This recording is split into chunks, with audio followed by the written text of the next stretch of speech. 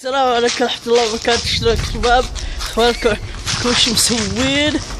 طبعا نلف اللفة ونرجع مرة ثانية ويلا نبدأ حلقتنا.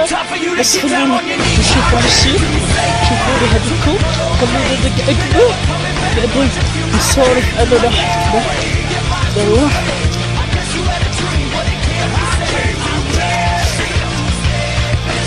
يلا قلبنا إلى الرسل. قلبنا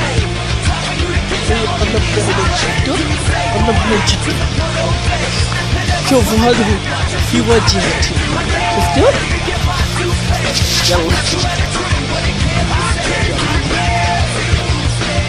يلا السلام عليكم ورحمة الله وبركاته. شلونكم شباب؟ اخباركم وش مسوين؟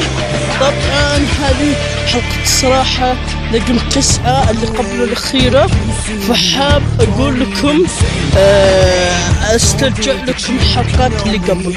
الحلقة الأولى الثقة هو الثقة جزء لا يجي جزء من الإنسان. وثاني حلقة الإبداع إذا كان عندك ثقة وجد الإبداع. وثالث حلقة اللي هو الفن، وباللغة التركية الصمت، يعني الفن إذا وجد فيك الإبداع والثقة وجد فيك الفن، لأن الفن لا يكتمل إلا بهذول الشرطين اللي هم الإبداع والثقة. إذا كنت واثق بنفسك راح تبدع، وإذا أبدعت راح وجد فيك الفن. فهمت؟ وبعدين الحلقة الرابعة التطوير الإبداعي. إذا وجد فيك الثلاث أشياء الثقة الإبداع الفن وجد فيك التطوير الإبداع. سمعتوا؟ التطوير الإبداع اللي هو رقم 4 الحلقة. وخمسة التفكير الإبداعي. التفكير الإبداعي غير التطوير الإبداعي. التفكير الإبداعي إنك تفكر وتطمح للإبداع، والتطوير الإبداعي إنك تشوف how you upgrade your skills by yourself. يعني كيف تحاول تطور نفسك وتطور مهاراتك بالإبداع.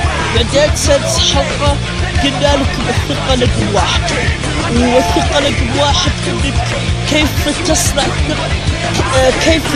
الثقة رقم 1. هذا الحلقة رقم 6 من الصراحة، هو انك تصنع الثقة انك تحاول تنهي نفسك قبل الهواء بس ونستانس.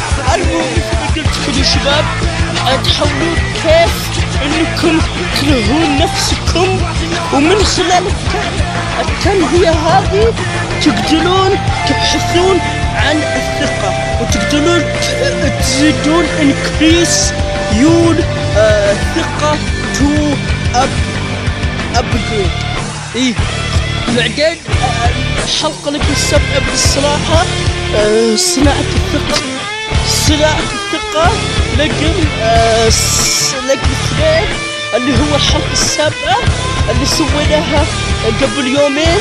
انك تحاول من خلال موهبتك انك تلهي نفسك بالشيء، انك تحاول من خلال اليوتيوب، من خلال اي شيء او التواصل الاجتماعي تحاول انك تبني موهبتك من خلال هذا الشيء. والحلقة الثامنة من الصراحة انك تحاول والحلقة الثامنة من الصراحة كيفية صناعة الثقة رقم 2، انك تحاول انك تجد نفسك من خلال موهبتك على اليوتيوب او اي شيء. حاول يعني انك تنهي نفسك بالشيء، ان كان يوتيوب ان كان شيء، اذا كان عندك موهبة فهذا راح يزيد عندك كفاءة الثقة عندك وكفاءة، وراح يعلي الابجريد حقك بالثقة. والحين اليوم حلقتنا عن صناعة الثقة رقم 4. ويلا نقول لكم حاولوا تلهون نفسكم بالشيء وحاولوا تزيدون ثقتكم بنفسكم من خلال اللي قلت لكم انكم تحاولون تزيدون كفاءة المواهب عندكم من خلال انكم تلهون نفسكم بشيء مثل اليوتيوب او شيء يعني تخلون الناس يشوفون ابداعاتكم مثل ما انا فكرت في اليوتيوب، مثل انا ما فكرت في اليوتيوب وسويت تشانل لي باليوتيوب علشان ابيكم تشوفون ابداعاتي.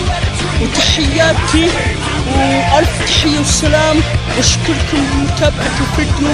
كان معاكم عبود الولهان، عبود الظلمي، جولدن مان، الرجل المبدع ودائما وابدا كنترول اليويو، المتحكم المسيطر باليويو ودائما وابدا نمبر 1.